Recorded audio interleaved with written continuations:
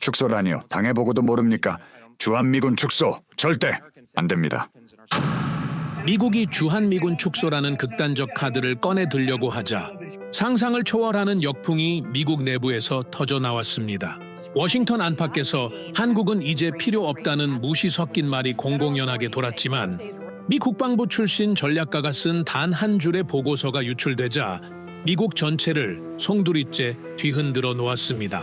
보고서에는 한국을 빼면 미국이 무너진다는 충격적인 경고가 적혀 있었기 때문이었죠. 트럼프조차 이 보고서를 보고 단 하루 만에 고개를 숙였다고 하는데요. 수천 년간 900번의 침략을 이겨내며 대륙과 해양의 주도권을 결정짓는 지정학적 마스터키가 된 대한민국 안에 있는 신의 요새. 도대체 어떻게 된 일일까요? 그 전에 잠깐 1초 만에 누를 수 있는 좋아요 버튼을 꾹 눌러주시면 영상 제작에 아주 큰 힘이 됩니다. 그럼 바로 시작하겠습니다. 지도를 한번 보십시오. 동아시아, 저 거대한 대륙의 끝자락에 반도 하나가 매달려 있습니다. 위로는 중국이 내려다보고 있고 바다 건너엔 일본이 버티고 있죠. 북쪽으로 고개를 돌리면 러시아가 있습니다. 강대국 셋이 숨을 들이쉬면 바람이 닿는 자리, 내쉬면 파도가 치는 자리. 저는 27년 동안 그 자리를 이렇게 불러왔습니다. 관리 가능한 위치, 대체 가능한 전진기지. 필요하긴 하지만 빠져도 돌아가는 톱니바퀴라고요. 제 이름은 콜트 하트먼입니다. 미 국방부 전략평가국에서 동아시아 억지력 설계를 총괄했던 사람이죠. 쉽게 말씀드리면 전쟁이 일어날 확률을 계산하는 일을 했습니다. 어디서 충돌이 터지고 얼마나 빨리 번지고 몇 명이 죽는지 그걸 전부 숫자로 바꿨습니다. 제 보고서 한 줄에 항공모함이 방향을 틀었고 수십억 달러짜리 예산안이 수정됐고 동맹국 간의 합의가 뒤집어지기도 했죠. 감정이 끼어들 자리는 없었습니다. 저한테 동맹이란 신뢰가 아니라 좌표였고 우정이 아니라 효율이었으니까요. 그런 제가 한국을 어떻게 받겠습니까? 솔직하게 말하겠습니다. 한국은 제 분석 모델에서 늘 같은 자리에 있었습니다. 중국을 견제하기 위한 전방 거점, 북한 변수를 관리하기 위한 완충지대, 주한미군 2만 8천 명이 주둔하고 있지만 전략적으로 보면 일본 기지와 괌 기지 사이를 잇는 중간 다리 정도였죠. 중요하냐고 물으면 중요하다고 답했습니다. 하지만 필수냐고 물으면 저는 늘 고개를 저었습니다. 그런데 그게 흔들리기 시작한 건 트럼프의 그 한마디 때문이었습니다. 한국은 부자 나라입니다. 그런데 왜 우리가 돈을 써가면서 군대를 주둔시켜야 합니까? 줄여도 됩니다. 아니 줄여야 합니다. 카메라 플래시가 터졌고 기자들이 술렁였습니다. 하지만 워싱턴 안쪽은 조용했습니다. 놀라지 않았다는 뜻이 아닙니다. 이미 알고 있었다는 뜻이죠. 백악관 복도에서는 벌써 몇 달 전부터 같은 이야기가 돌고 있었으니까요. 국방부 안에서도 마찬가지였습니다. 여기서 한 가지 아셔야 할 게 있습니다. 미국에는 NDS라는 게 있습니다. 국가방위 전략이라고 하죠. 미국이 어디에 군사력을 집중하고 어떤 위협을 최우선으로 놓고 전 세계에 흩어진 동맹을 어떻게 운용할 것인지를 결정하는 최상위 설계도입니다. 대통령이 바뀌면 이 문서가 바뀌고 이 문서가 바뀌면 항공모함이 움직이고 기지가 열리거나 닫히고 수만 명의 병력 배치가 달라집니다. 미국 국방의 뼈대라고 보시면 됩니다. 그 NDS를 재편하는 작업이 한창이었습니다. 중국을 핵심 경쟁자로 명시한 상태에서 인도태평양 전략을 어떻게 재배치할 것인가? 한정된 자원을 어디에 집중할 것인가? 그 논의 한복판에서 한국의 위치는 점점 가장자리로 밀려나고 있었습니다. 우선순위 목록에서 한 칸씩 또 한 칸씩 내려가고 있었죠. 저는 그 흐름이 자연스럽다고 생각했습니다. 아니, 당연하다고까지 생각했습니다. 그리고 얼마 지나지 않아 저는 워싱턴 외곽의 한 건물에 앉아 있었습니다. 비공식 전략 세션이었죠. 공식 회의가 아닙니다. 기록도 남지 않고 참석자 명단도 없습니다. 하지만 그 방에 모인 사람들의 면면을 보면 이게 얼마나 무거운 자리인지 아실 겁니다. 전직 장군, 국방부 고위직 출신, 싱크탱크의 핵심 인물들, 공식 석상에서는 절대 안 하는 이야기를 여기서 합니다. 외교적 수사 같은 건 필요 없는 자리죠. 화장을 벗고 진짜 속내가 나오는 곳입니다. 그날 주제는 단 하나였습니다. 동아시아에서 어디를 자를 것인가. 가장 먼저 입을 연 사람은 제임스 켈러헨이었습니다. 전직 태평양 사령부 부사령관 출신이죠. 켈러헨은 자리에서 일어나지도 않았습니다. 커피잔을 탁 내려놓더니 이렇게 말했습니다. 솔직히 말하자. 한국은 감정적 동맹이야. 아무도 안 끊었습니다. 켈러헨이 이어갔죠. 한국전쟁 때문에 묶인 관계라고. 70년이 넘었어. 전략적으로 보면 일본이 훨씬 안정적이지. 기지 인프라도 좋고 해상 접근성도 비교가 안 돼. 켈러헨이 테이블 위에 손가락으로 지도를 짚었습니다. 서울 좀 봐. 휴전선에서 겨우 50km야. 북한이 장사 정포만 쏴도 수도권이 마비되는 구조인데 그런 도시의 핵심 자산을 묶어두는 게 전략입니까? 그 말에 몇 명이 고개를 끄덕였습니다. 옆에 앉아있던 리사 모건이 노트북을 열며 바로 받았습니다. 국방부 정책 차관보를 지낸 인물이에요. 비용 문제도 빼놓을 수 없어요. 주한미군 유지 비용이 연간 수십억 달러 규모입니다. 한국이 방위비를 분담하고 있긴 하지만 솔직히 그 예산이면 항공모함 전단 하나를 서태평양에 추가 배치하는 게 훨씬 효율적이에요. 고정 자산에 돈을 묶어두느니 움직이는 자산에 투자하는 게 맞지 않겠습니까? 켈러헨이 손가락을 딱 가리키며 받았죠. 그거야. 항모 전단이면 되잖아. 움직이니까. 오늘은 대만 해협, 내일은 남중국해, 필요하면 동해까지. 한국은 뭐야? 고정이야. 그 자리에 박혀 있는 거라고. 고정된 자산은 뭐다? 켈러헨이 방 안을 둘러보며 말했습니다. 타격에 취약하다. 모건이 끄덕이며 덧붙였죠. 더 솔직하게 말해도 될까요? 중국 입장에서 보세요. 한반도는 대만보다 우선순위가 아닙니다. 중국이 진짜 원하는 건 대만이에요. 대만 해협을 장악하면 서태평양 전체 물류가 중국 손에 들어갑니다. 우리도 거기에 집중해야 해요. 한반도에 발이 묶여 있을 여유가 없다는 겁니다. 방 안 분위기가 한쪽으로 확 기울고 있었습니다. 한국은 비용이 크고 위치가 위험하고 전략적 우선순위에서 밀린다. 이게 거의 합의처럼 굳어지고 있었죠. 그때 맞은편에 앉아있던 빌 맥킨타이어가 팔짱을 끼며 입을 열었습니다. 전직 합참 전략기획부장 출신이었죠. 이 방에서 가장 말이 없던 사람이었습니다. 잠깐! 한국을 빼면 북방 억지선은 어떻게 유지할 건데? 켈러헨이 피식 웃었습니다. 일본이 있잖아. 오키나와, 요코스카, 미사와. 기지가 몇 갠데. 맥킨타이어가 고개를 천천히 저었습니다. 일본은 해상이야. 바다에서는 강하지. 그런데 대륙 쪽 압박은 중국이 북쪽에서 밀고 내려오면 일본이 그걸 막아? 켈러헨이 손을 내저었습니다. 그건 시나리오가 다르지. 중국의 1차 목표는 대만 정면이야. 한반도 쪽으로 내려오는 건 후순위라고. 맥킨타이어가 잠깐 침묵했습니다. 그러더니 낮은 목소리로 말했죠. 후순위라. 우리가 후순위라고 판단한 곳에서 전쟁이 터진 적이 몇 번인지 기억나나? 방 안이 잠깐 조용해졌습니다. 켈러헨은 대답 대신 커피를 마셨고 모건은 노트북 화면만 내려다보고 있었죠. 불편한 침묵이었습니다. 하지만 그 침묵은 오래가지 않았습니다. 누군가 저를 봤습니다. 콜트. 당신은 27년 동안 이 구조를 설계한 사람이잖아. 어떻게 봐요? 모두의 시선이 제게로 왔습니다.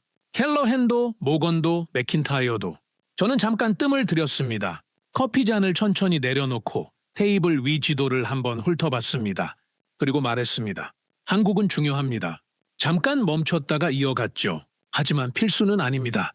켈러헨이 손뼉을 탁 쳤습니다. 거봐. 콜트도 같은 생각이야.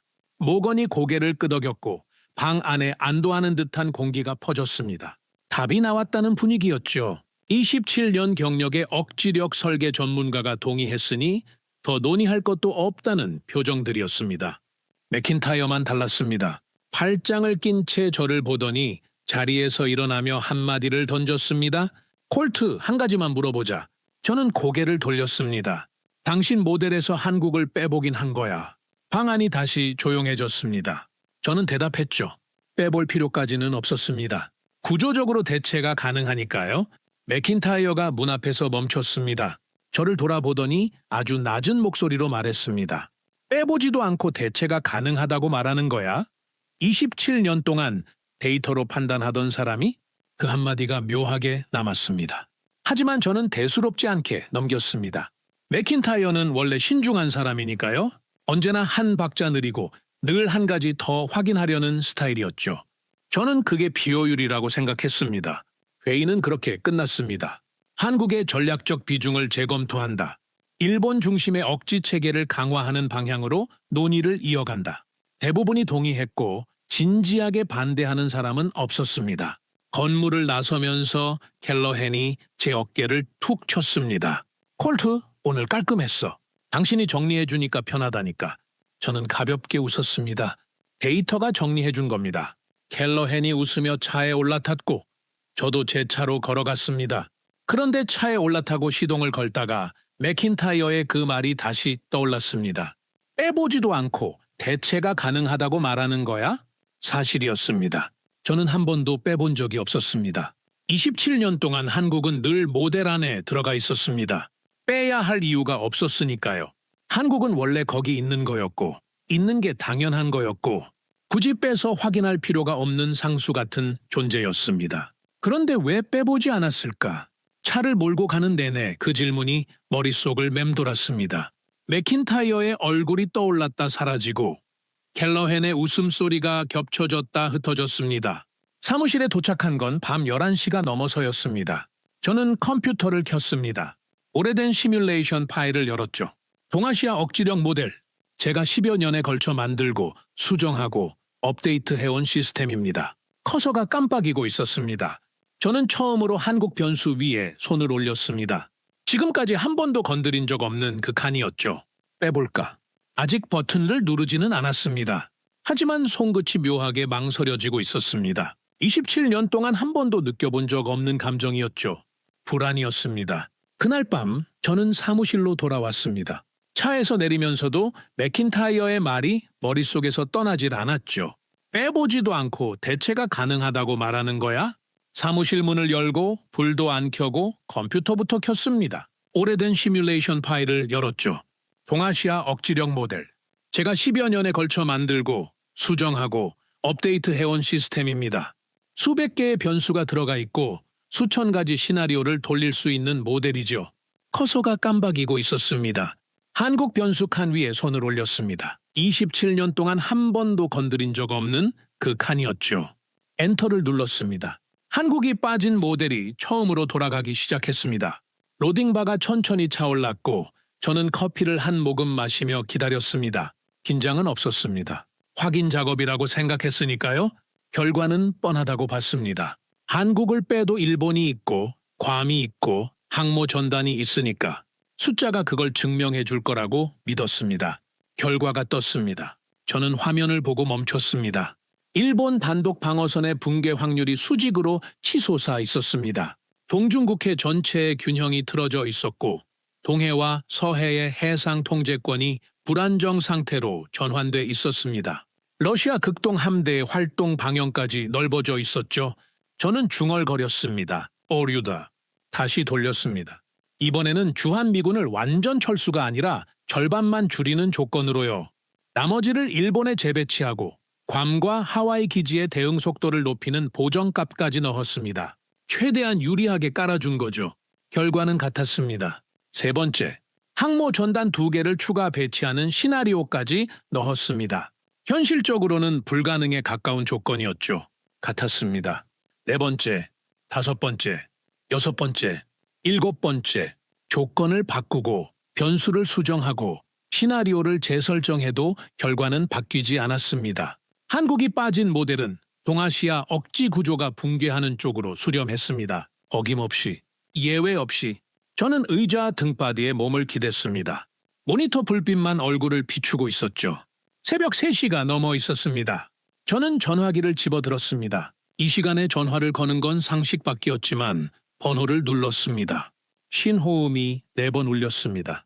5번째에 끊어질 뻔했는데 받았습니다. 누구야? 이 시간에 맥킨타이어였습니다. 잠에서 덜 깬 목소리였죠. 빌, 나야. 콜트. 콜트? 지금 새벽 3시야. 무슨 일이야? 저는 잠깐 숨을 골랐습니다. 그리고 말했습니다. 당신 말이 맞았어. 전화 너머로 침묵이 흘렀습니다. 입을 스치는 소리가 났고 맥킨타이어가 몸을 일으키는 기척이 느껴졌죠. 빼봤어? 빼봤어. 몇 번이나? 7번. 맥킨타이어가 낮게 웃었습니다. 웃음이라기보다는 탄식에 가까웠죠. 7번이나 돌리고도 인정이 안 되던 거야? 솔직히 말하면 6번째까지는 모델이 틀렸다고 생각했어. 그래서 7번째는 저는 잠깐 뜸을 들였습니다. 7번째에서야 내가 틀렸다는 걸 인정했어. 전화 너머로 맥킨타이어의 한숨 소리가 들렸습니다.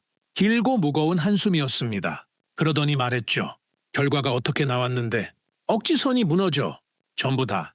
한국을 빼는 순간 동해 통제권이 불안정해지고 중국 북방 압박이 완화되면서 그 여력이 다른 쪽으로 흘러가 러시아 극동 변수까지 확대되고 일본 혼자서는 못 막아. 항모 전단은 넣어봤어? 2척이나 추가 배치했어. 그래도 안 돼. 바다 쪽은 조금 나아지는데 대륙 쪽 억지선은 여전히 무너져. 맥킨타이어가 또 한숨을 쉬었습니다. 당연하지. 항공모함은 바다 위를 달리잖아. 대륙은 안 움직여.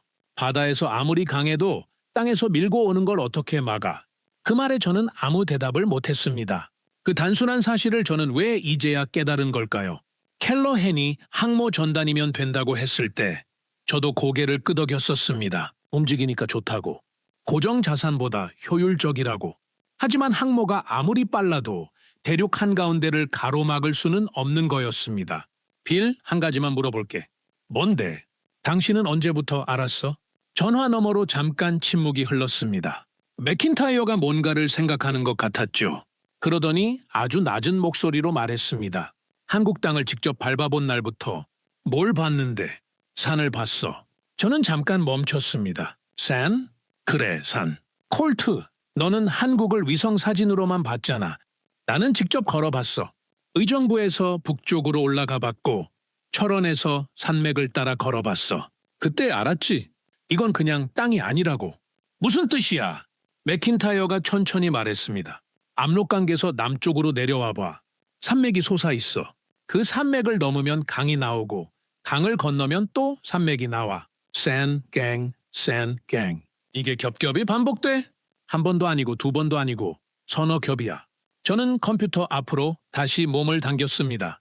시뮬레이션 화면을 닫고 위성 지형도를 열었죠. 한반도를 중심으로 확대했습니다. 잠깐, 지금 지도 열고 있어. 열어봐.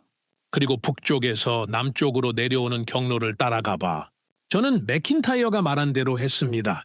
압록강에서 시작해 남쪽으로요. 산맥의 줄기가 보였습니다. 그 사이를 가르는 강줄기가 보였고 다시 솟아오르는 산맥이 보였습니다. 보여? 보여. 어디를 통과하든 그 패턴이 반복될 거야. 침공하려면 산을 넘어야 하고 산을 넘으면 강이 막고 강을 건너면 또 산이 버티고 있어. 저는 스크롤을 내리며 계속 따라갔습니다. 맥킨타이어 말이 맞았습니다. 어디로 내려오든 같은 구조였죠. 산맥과 강이 교차하며 겹겹이 방어선을 만들고 있었습니다. 빌, 이거 자연해자 아니야? 그것도 2중, 3중이지. 자연해자. 성 주변에 물을 채운 도랑처럼 적이 쉽게 접근 못하게 막는 구조. 그런데 한반도는 그게 자연적으로 만들어져 있었습니다. 인간이 설계한 게 아니라 땅 자체가 그렇게 생긴 거였죠. 이제 서울 쪽을 봐. 저는 수도권으로 확대했습니다. 켈러헨이 뭐라고 했지? 서울은 휴전선에서 50km라고. 위험하다고. 맞아? 마야. 그래서 핵심 자산을 묶어둘 곳이 아니라고 했지. 맥킨타이어가 코웃음을 쳤습니다. 켈러헨은 50km라는 숫자만 본 거야. 그 50km 안에 뭐가 있는지는 안 봤어. 저는 지형도를 자세히 들여다봤습니다. 서울 북쪽에 산맥이 둘러싸고 있었습니다. 가막산, 도봉산, 수락산, 북한산. 북에서 내려오려면 이 산들을 넘어야 했고 산을 넘으면 한강이 도시 한가운데를 가로막고 있었습니다. 서쪽은 서해 바다와 넓은 갯벌이었고 동쪽은 험준한 산악 지형이었죠. 보여. 보여. 이건 50km가 아니야? 그래. 50km짜리 요새야. 저는 한참을 말없이 화면을 들여다봤습니다. 맥킨타이어도 전화 너머에서 조용히 기다리고 있었죠. 빌. 이건 서울만 그런 게 아니지? 당연하지. 반도 전체가 이런 식이야. 해안선은 복잡하게 꺾여 있고 내륙은 산맥과 강이 교차해. 서쪽 해안은 갯벌과 조수간만의 차가 극심해서 상륙 자체가 까다롭고 동쪽은 태백산맥이 벽처럼 서 있지. 저는 한반도 전체를 놓고 보기 시작했습니다. 맥킨타이어 말대로였습니다. 서해안의 복잡한 해안선, 동해안의 태백산맥, 내륙 곳곳의 산맥과 강줄기, 어디서 들어오든 겹겹이 걸리는 구조였습니다. 콜트, 내가 한국에서 근무할 때 한국군 장교한테 들은 말이 있어. 뭔데? 그 장교가 이렇게 말하더라고. 이 땅은 수천 년 동안 강대국들이 넘보지 않은 적이 없었다고. 그런데 단 한 번도 쉽게 먹히진 않았다고. 그때는 그냥 자존심 섞인 말이라고 생각했어. 맥킨타이어가 잠깐 멈췄습니다. 그런데 직접 산을 타보고 나서 알았어. 자존심이 아니었어. 사실이었어. 저는 의자에 등을 기대고 천장을 올려다 봤습니다. 머릿속이 복잡했습니다. 27년 동안 저는 세계 각지의 지형을 분석해왔습니다. 중동의 사막, 유럽의 평원, 동남아의 밀림, 수많은 지형 위에서 전쟁 시나리오를 돌렸죠. 하지만 이렇게 방어에 최적화된 구조는 본 적이 없었습니다. 마치 누군가 의도적으로 설계한 것 같았어요. 여기를 지키려는 목적으로 산을 세우고 강을 놓은 것처럼요. 빌, 우리가 그 방에서 무슨 이야기를 한 거야? 뭘 말하는 건지 알아. 이 구조를 치우자고 했잖아. 비용이 크다고, 효율이 낮다고, 일본이면 충분하다고. 켈러헨이 그렇게 말했고, 모건이 동의했고, 나까지 거들었어. 그래? 이건 그냥 전략 조정이 아니었어. 이건 동아시아 전체의 안전장치를 해제하겠다는 이야기였던 거야. 전화 너머로 맥킨타이어가 깊게 숨을 들이쉬는 소리가 들렸습니다. 콜트, 내일 만나자. 무슨 일로? 보여줄 게 있어. 지형만으로는 절반밖에 안 보여. 역사까지 봐야 전체가 보여. 역사? 이 땅이 왜 수천 년 동안 사라지지 않았는지 그걸 알아야 진짜가 보여? 내일 오전에 연구소로 와. 전화가 끊어졌습니다. 저는 전화기를 내려놓고 다시 모니터를 봤습니다. 한반도 지형도가 화면 가득 펼쳐져 있었죠.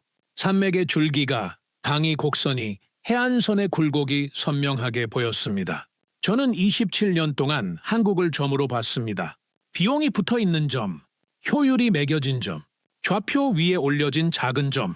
하지만 그 점을 확대하니까 거기엔 산이 있었습니다. 강이 있었습니다.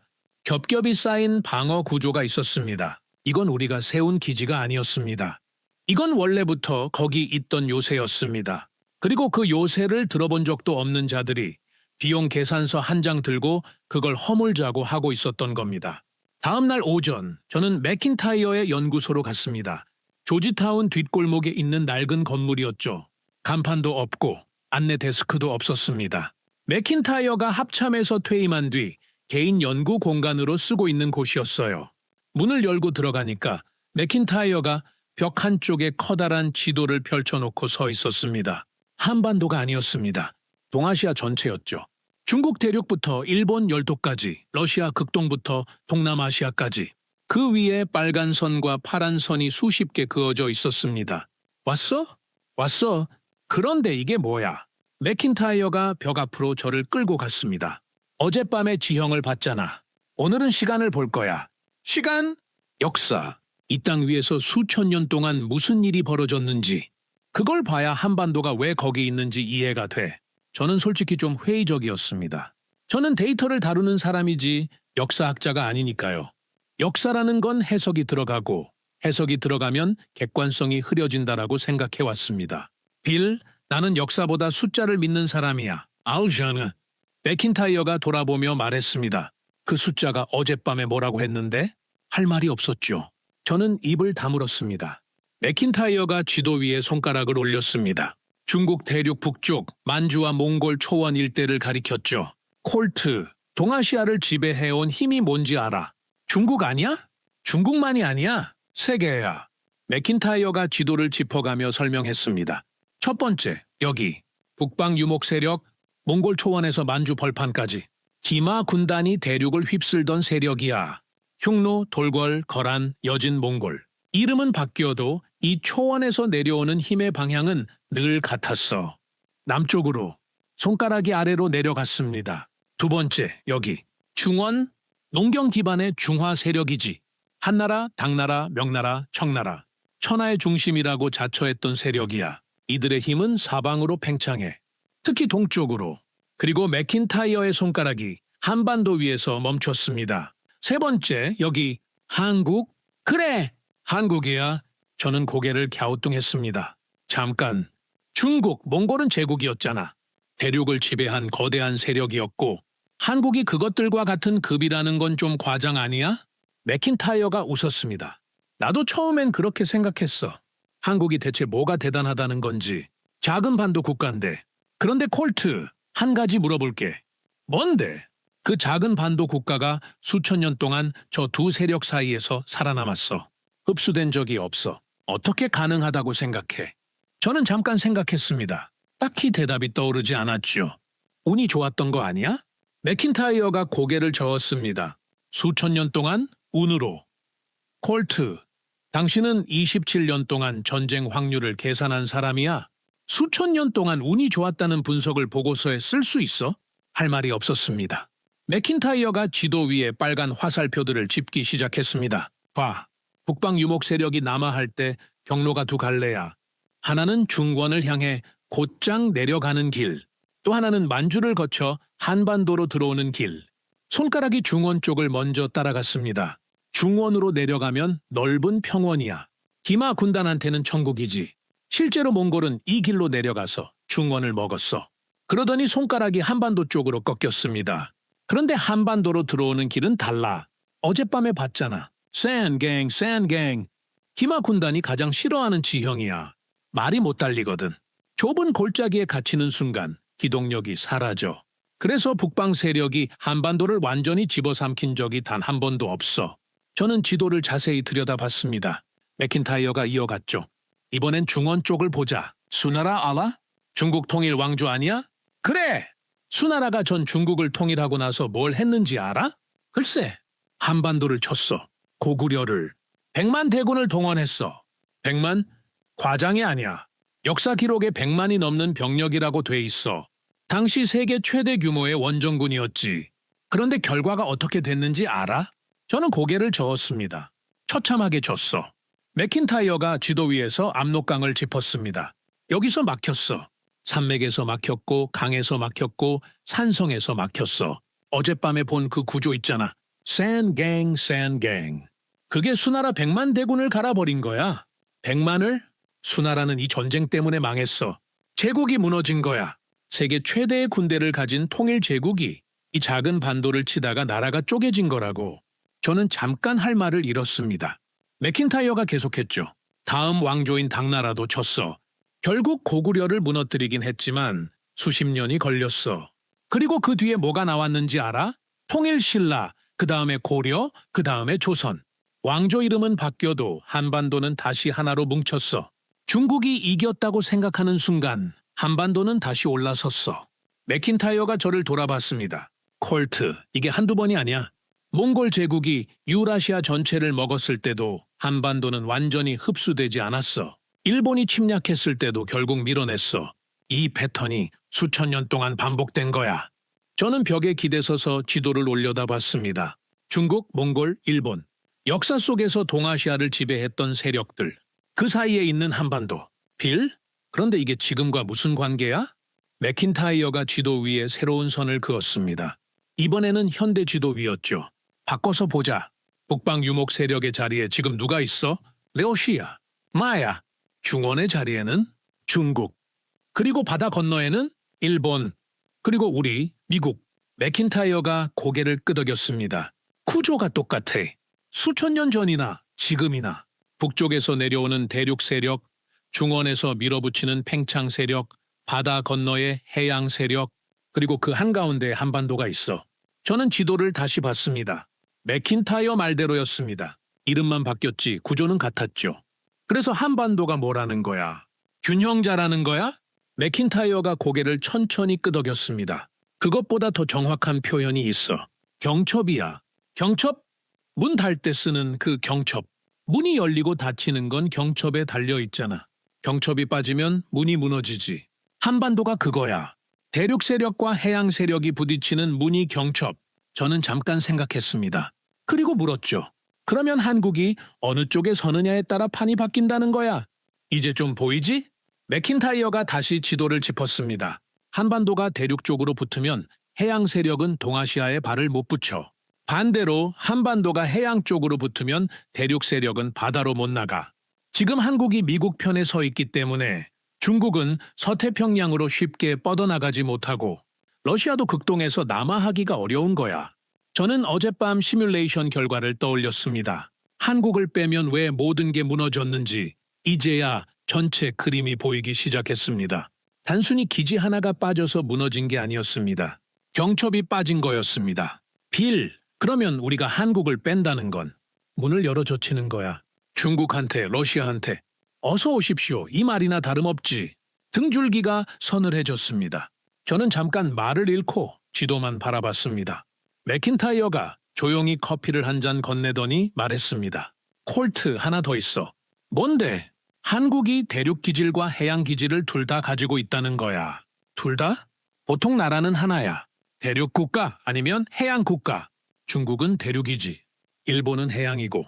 그런데 한국은 반도야. 대륙에 붙어 있으면서 동시에 삼면이 바다야. 육지의 끈기와 바다의 유연함을 둘 다 가지고 있는 거지. 저는 커피를 한 모금 마시며 들었습니다. 그게 왜 중요해? 전략적 유연성 때문이야. 대륙 쪽 위협이 커지면 해양으로 열고 해양 쪽 압박이 강해지면 대륙과 손잡을 수 있어. 양쪽 다 갈 수 있는 위치라는 거지. 이런 나라가 동아시아에 한국 말고 또 있어? 없었습니다. 일본은 섬이니까 해양 쪽으로밖에 못 갑니다. 중국은 대륙에 묶여 있죠. 러시아도 마찬가지고요. 한국만 양쪽을 오갈 수 있는 위치에 있었습니다. 맥킨타이어가 지도에서 손을 떼며 말했습니다. 콜트, 이제 알겠어? 우리가 왜 틀렸는지. 저는 천천히 고개를 끄덕였습니다. 우리는 한국을 카드라고 생각했어. 필요하면 쓰고 안 필요하면 버리는 카드. 하지만 한국은 카드가 아니었어. 그래, 뭐였는데? 판이었어. 한국은 카드가 아니라 판 자체였던 거야. 맥킨타이어가 조용히 웃었습니다. 처음으로 편안한 웃음이었죠. 27년 걸렸지만 빠른 편이야. 저는 웃지 못했습니다. 웃을 수가 없었습니다. 27년 동안 저는 그 판 위에 올라서서 판을 내려다보며 이 판은 별거 아니라고 말해왔던 거니까요. 우리가 한국을 지키는 게 아니었습니다. 한국이 있어야 우리의 전략이 완성되는 거였습니다. 처음부터 You're good. 그런데 우리는 그걸 몰랐던 겁니다. 아니, 모른 게 아니었습니다. 안 본 겁니다. 그리고 보지 않은 채로 그 판을 치우자고 논의하고 있었던 겁니다. 맥킨타이어의 연구소에서 나온 뒤 저는 사흘 동안 사무실에 틀어박혔습니다. 시뮬레이션을 다시 돌렸고 지형 데이터를 재분석했고 역사 자료까지 뒤졌습니다. 맥킨타이어가 보여준 것들을 숫자로 검증하고 싶었거든요.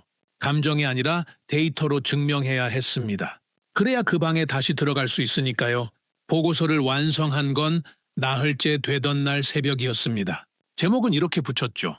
한국 변수 제거 시 동아시아 억지 구조 붕괴 시뮬레이션 분석 32페이지짜리 보고서였습니다. 저는 워싱턴 비공식 전략 세션에 소집을 요청했습니다. 제가 직접 소집을 요청한 건 27년 만에 처음이었죠. 보통은 불려가는 쪽이었으니까요. 이틀 뒤 같은 건물이었습니다. 기록이 남지 않는 그 방. 켈러헨이 가장 먼저 와 있었고 모건이 노트북을 열고 앉아 있었죠. 맥킨타이어는 구석 자리에 조용히 앉았습니다. 그 외에 4명이 더 있었습니다. 전직 국방차관, 태평양 함대 출신 제독, 국가안보회의 전 보좌관, 그리고 랜드 연구소의 수석 분석관. 켈러헨이 커피를 저으며 저를 봤습니다. 콜트, 당신이 소집을 요청했다며. 27년 만에 처음이라던데. 무슨 일이야? 저는 노트북을 열며 대답했습니다. 지난번 회의에서 제가 한 말을 정정하려고요. 방 안이 잠깐 조용해졌습니다. 모건이 고개를 들었고 켈러헨의 손이 커피잔 위에서 멈췄죠. 정정? 뭘 정정해? 한국은 중요하지만 필수는 아니다. 제가 그렇게 말했습니다. 그 판단이 틀렸습니다. 켈러헨이 눈썹을 치켜 올렸습니다. 콜트 하트먼이 자기가 틀렸다고? 27년 만에 처음 듣는 말인데 몇 명이 웃었습니다. 저는 웃지 않았습니다. 스크린 좀 켜겠습니다. 프로젝터가 켜지고 벽에 동아시아 지도가 떴습니다. 현재 배치도였죠. 주한미군, 주일미군, 괌기지, 항모 전단 위치까지 전부 표시돼 있었습니다. 이게 현재 동아시아 억지 구조입니다. 익숙하시죠? 다들 고개를 끄덕였습니다. 이 상태에서 한국 변수를 제거하겠습니다. 저는 엔터를 눌렀습니다. 한반도 위의 군사 자산 표시가 사라졌죠. 주한미군 28,000명, 오산 공군기지, 평택기지 전부 지워졌습니다. 화면이 바뀌기 시작했습니다. 일본 방어선에 노란 경고등이 켜졌습니다. 동해 통제권 불안정, 서해 감시 공백, 중국 북방 압박 완화, 러시아 극동 함대 활동 방영 확대. 하나하나 경고가 뜰 때마다 지도 위에 붉은 선이 번져갔습니다. 방안이 조용해졌습니다. 켈러헨이 화면을 보며 말했습니다. 이건 최악의 시나리오로 돌린 거 아니야? 조건을 극단적으로 넣은 거지? 아닙니다. 가장 보수적인 조건입니다. 주한미군 철수 후 일본 재배치, 괌 증강, 항모 전단 추가 배치까지 전부 보정한 결과입니다. 모건이 노트북에서 고개를 들었습니다. 항모도 추가했는데 이래? 네. 항모 2척을 서태평양에 추가 배치하는 시나리오까지 넣었습니다. 해상 쪽은 조금 나아집니다. 하지만 대륙 쪽 억지선은 회복이 안 됩니다. 켈러헨이 팔짱을 꼈습니다. 왜? 항모면 충분하다고 했잖아. 움직이니까. 필요한 곳에 보내면 된다고. 항공모함은 바다 위를 달립니다. 하지만 대륙은 움직이지 않습니다. 중국이 북쪽에서 밀고 내려오는 건 육지 위의 문제입니다. 바다에서 아무리 강해도 대륙 쪽 압박을 항모로는 못 막습니다. 켈러헨의 얼굴이 굳었습니다. 하지만 물러서지 않았죠. 콜트, 시뮬레이션은 시뮬레이션이야. 현실은 다르다고. 변수를 어떻게 넣느냐에 따라 결과가 달라지는 거잖아. 7번 돌렸습니다. 뭐? 조건을 바꿔가며 7번을 돌렸습니다. 한국을 완전 철수시키는 시나리오, 절반만 줄이는 시나리오, 항모를 추가하는 시나리오, 일본 자위대 전력을 상향하는 시나리오, 호주와 인도를 보조 축으로 편입하는 시나리오까지 전부 돌렸습니다. 결과는 매번 같은 방향이었습니다. 같은 방향이라는 게 붕괴입니다. 동아시아 억지 구조의 붕괴. 방 안에 무거운 침묵이 깔렸습니다. 모건이 노트북 화면과 프로젝터 화면을 번갈아 보고 있었고 켈러헨은 커피잔만 만지작거리고 있었죠. 그때 구석에 앉아있던 랜드 연구소의 수석 분석관 데이비드 첸이 손을 들었습니다. 콜트, 한 가지만 묻겠습니다. 중국의 1차 목표는 대만입니다. 한반도는 후순위예요. 그런데 왜 한국을 빼면 전체가 무너지는 겁니까? 논리적으로 연결이 안 되는데 좋은 질문이었습니다. 저도 같은 의문을 가졌었으니까요. 첸 박사, 지도를 보십시오. 저는 한반도를 중심으로 확대했습니다. 한반도는 대륙과 해양의 경계선에 위치해 있습니다. 이 반도가 있기 때문에 중국은 동쪽 바다로 쉽게 나올 수 없습니다. 한반도가 앞을 막고 있으니까요. 러시아도 마찬가지입니다. 극동에서 남하하려면 한반도를 거쳐야 합니다. 첸이 끄덕이며 물었습니다. 그건 아는데요. 그게 대만과 무슨 관계가 있습니까? 이렇게 보십시오. 한국이 빠지면 중국의 북방 부담이 사라집니다. 한반도에 미군이 있으니까 중국은 북쪽도 신경 써야 했습니다. 그런데 그 부담이 없어지면 중국은 그 전력을 전부 남쪽으로 돌릴 수 있습니다. 대만 쪽으로요. 첸의 표정이 변했습니다. 잠깐, 한국을 빼면 대만이 더 위험해진다는 겁니까? 정확합니다.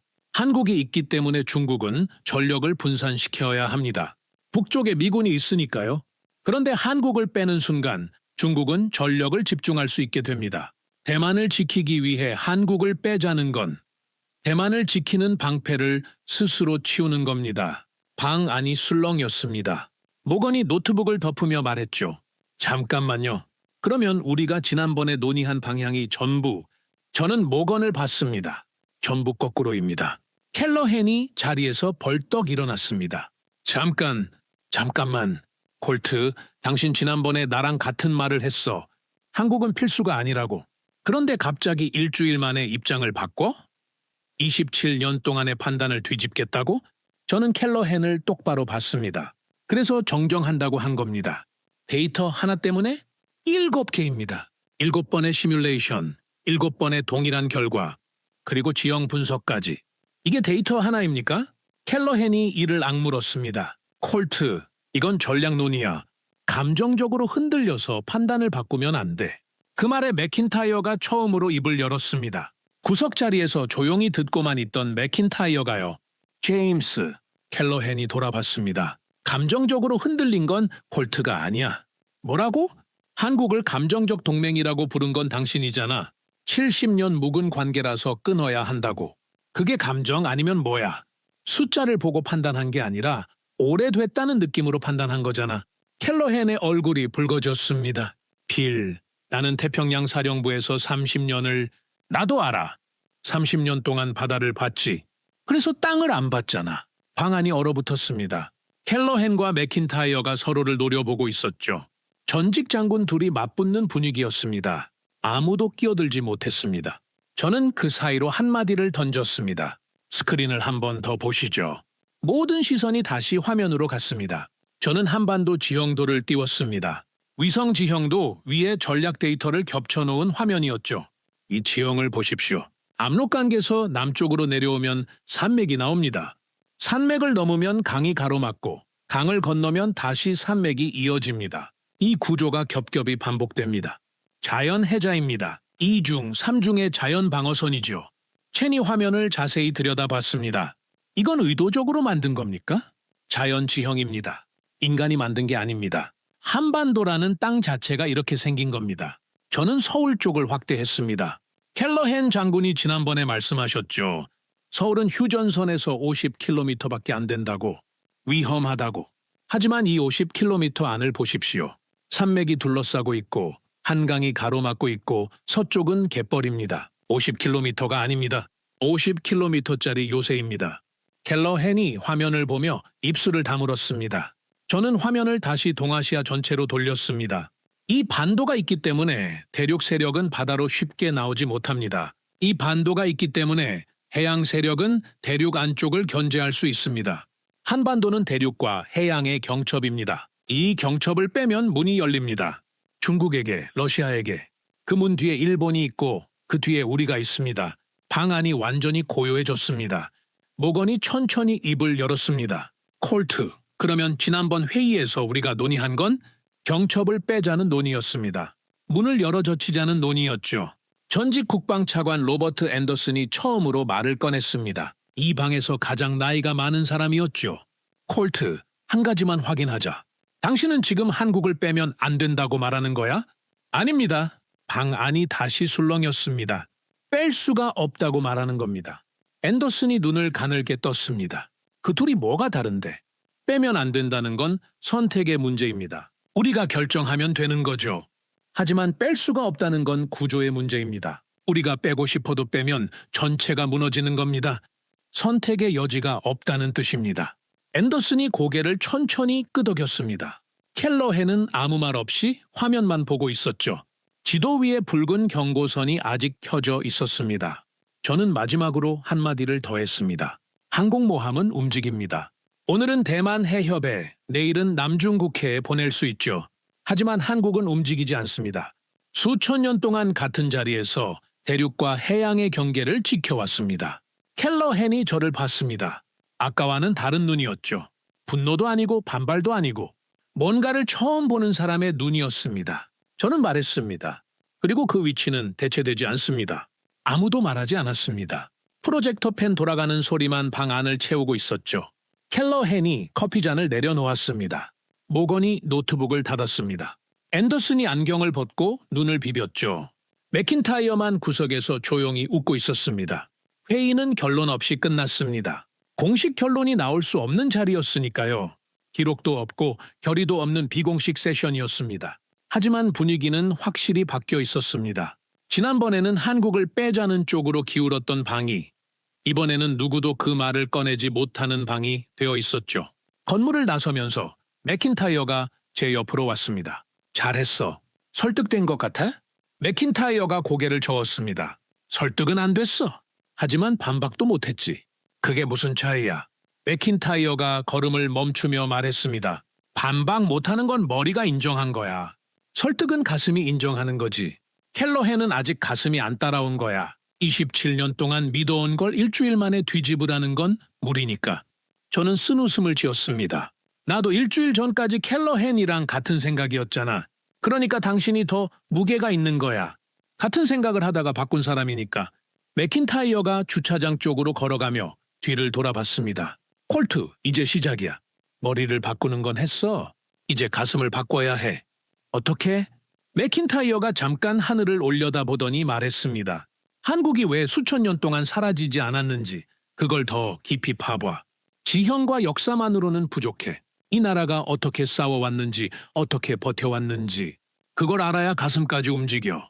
그 말을 남기고 맥킨타이어는 채 올라탔습니다. 저는 주차장에 서서 한참을 생각했습니다. 하늘이 흐렸고 바람이 불었고 워싱턴의 겨울 공기가 차가웠습니다. 하지만 제 머릿속은 뜨거웠습니다. 지형을 봤고 역사를 봤고 시뮬레이션을 봤고 그 방에서 싸웠습니다. 하지만 맥킨타이어 말이 맞았습니다. 아직 부족했습니다. 이 나라가 어떻게 버텨왔는지 그걸 알아야 진짜가 시작되는 거였습니다. 맥킨타이어의 마지막 말이 머릿속에 박혀 있었습니다. 이 나라가 어떻게 싸워왔는지, 어떻게 버텨왔는지 그걸 알아야 가슴까지 움직인다고요. 저는 다음 날부터 한국의 군사 역사를 파기 시작했습니다. 지형은 봤고 구조는 이해했습니다. 하지만 맥킨타이어 말대로 그것만으로는 부족했죠. 땅이 아무리 좋아도 싸우는 건 사람이니까요. 이 땅 위에서 어떤 사람들이 어떻게 싸웠는지 그걸 알아야 전체 그림이 완성되는 거였습니다. 사흘을 파고들었습니다. 미 육군대학 도서관, 랜드연구소 아카이브, 영국 왕립군사연구소 자료까지 뒤졌죠. 그러다 하나를 발견했습니다. 산성이었습니다. 저는 맥킨타이어에게 전화를 걸었습니다. 빌, 산성이라는 걸 알아? 산성? 산 위에 쌓은 성 말하는 거야? 그래! 한국에 이게 수백 개가 있어. 전화 너머로 맥킨타이어가 웃었습니다. 이제 그걸 찾았어? 내가 한국에서 직접 올라가 본 게 그거야. 직접 올라가 봤다고? 그럼 북한 산성, 남한 산성, 행주 산성. 한국군 장교가 데리고 갔어. 올라가서 내려다보는 순간 소름이 돋더라고. 왜? 콜트. 보통 성은 어디에 짓지? 평지 아니야? 유럽 성은 대부분 평지에 있잖아. 그래! 유럽은 평지에 성을 짓고 그 안에 도시를 만들었어. 높은 벽을 세워서 적을 막는 구조지. 그런데 한국은 달라. 뭐가 다른데? 한국은 산 위에 성을 지었어. 평소에는 산 아래 마을에서 농사 짓고 살다가 적이 오면 산으로 올라가는 거야. 식량과 무기를 미리 산성 안에 비축해놓고 적이 쳐들어오면 전 주민이 산으로 올라가서 버티는 거지. 그게 효과가 있어? 맥킨타이어가 코웃음을 쳤습니다. 효과가 있냐고? 콜트, 당신 수나라 이야기 기억하지? 100만 대군이 고구려 치다가 망한 거? 그래. 그 100만 대군을 막은 게 뭔지 알아? 정규군이 평원에서 맞붙어서 이긴 게 아니야. 산성이 막은 거야. 저는 의자를 당기고 앉았습니다. 어떻게? 수나라 군대가 한반도로 밀고 들어왔어. 압록강을 건넜지. 그런데 앞에 산성이 나타난 거야. 우회하자니 뒤에서 산성 수비대가 내려와서 보급로를 끊어. 공격하자니 산 위에서 화살과 돌이 쏟아지지. 한 성을 무너뜨리면 다음 산성이 나타나. 그 다음에도 또 나타나. 겹겹이. 산강 사이마다 산성이 있었어.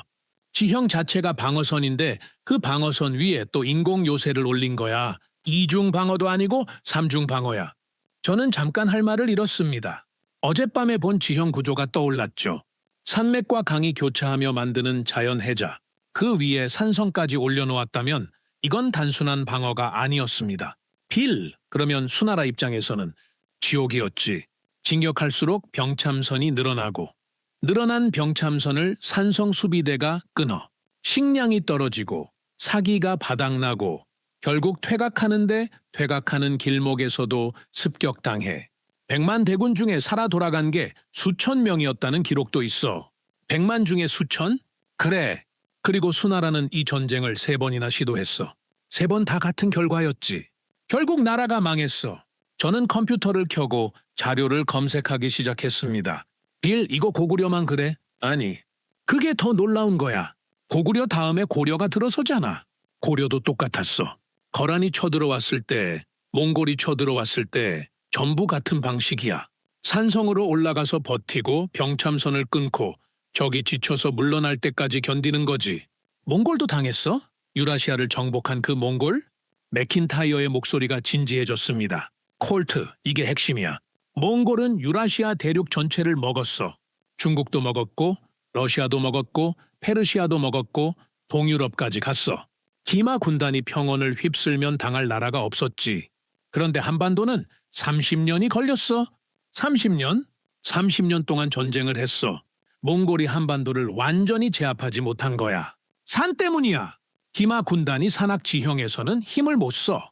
좁은 골짜기에 들어가면 기동력이 사라지고 산성 위에서 공격당하면 속수무책이야. 저는 자료를 넘기며 물었습니다. 결국 어떻게 됐어? 형식적으로는 몽골에 복속했지.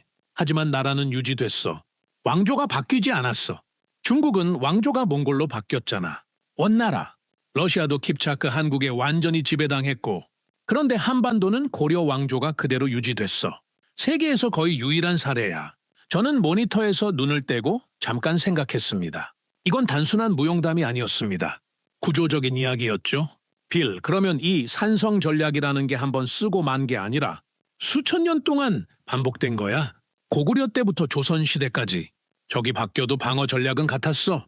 산성으로 올라가고 버티고 병참선을 끊고 적이 물러나면 다시 내려오고 이 패턴이 계속 반복된 거지. 저는 전화기를 어깨에 끼고 양손으로 타자를 치기 시작했습니다. 기록해야 했습니다. 이건 제 보고서에 들어가야 할 내용이었으니까요. 빌, 한 가지만 더 물어볼게. 뭔데? 당신이 한국에서 직접 산성에 올라갔을 때 뭘 느꼈어? 전화 너머로 잠깐 침묵이 흘렀습니다. 맥킨타이어가 뭔가를 떠올리는 것 같았죠. 그러더니 천천히 말했습니다. 남한산성에 올라갔을 때였어. 한국군 장교가 설명을 해줬지. 이 성은 조선시대의 왕이 피신한 곳이라고. 저기 수도를 포위하면 여기로 올라와서 버텼다고. 왕이 직접? 그래. 왕이 직접 올라왔어. 그리고 산 위에서 내려다봤지. 올라가 보니까 알겠더라고. 왜 여기로 올라왔는지. 왜? 사방이 보여. 적이 어디서 오는지, 얼마나 오는지 전부 보여. 그런데 올라오는 길은 좁아. 아무리 많은 군대가 와도 한 줄로 올라와야 해. 올라오는 동안 위에서 돌을 굴리고 화살을 쏘면 10명이 100명을 막을 수 있는 구조야. 10명이 100명을. 그래? 이게 산성의 핵심이야. 적은 수로 많은 수를 막을 수 있는 구조. 약자가 강자를 이길 수 있는 구조. 이걸 한국 사람들은 수천 년 동안 써먹은 거야. 저는 타자를 멈추고 의자의 등을 기댔습니다. 머릿속에서 조각들이 맞춰지고 있었습니다. 자연 지형의 산맥과 강이 첫 번째 방어선, 그 위에 올린 산성이 두 번째 방어선, 그리고 산성 안에서 버티며 병참선을 끊는 전략이 세 번째 방어선, 삼중 구조였습니다. 이 삼중 구조 때문에 수나라 100만 대군이 무너졌고 몽골 기마 군단이 30년을 끌었고 수천 년 동안 이 땅이 사라지지 않았던 거였습니다. 빌, 이거 켈러헨한테 보여줘야 해. 보여줘도 안 믿을걸. 왜? 켈러헨은 해군 출신이야. 바다 위에서 싸우는 법만 알지. 항모전단, 이지스함, 순항미사일. 그게 켈러헨의 세계야. 산 위에서 돌을 굴려서 적을 막는다는 건 상상도 못해. 하지만 이게 효과가 있었잖아. 수천 년 동안 효과가 있었지. 그런데 문제는 워싱턴 사람들이 그걸 이해하느냐는 거야. 우리는 첨단 무기, 정밀 타격, 제공권 장악 이런 것만 생각하잖아. 산성이라고 하면 중세시대 유물 정도로 보는 거지. 하지만 원리는 같잖아. 지형을 이용해서 적은 수로 많은 수를 막는 건 현대전에서도 유효한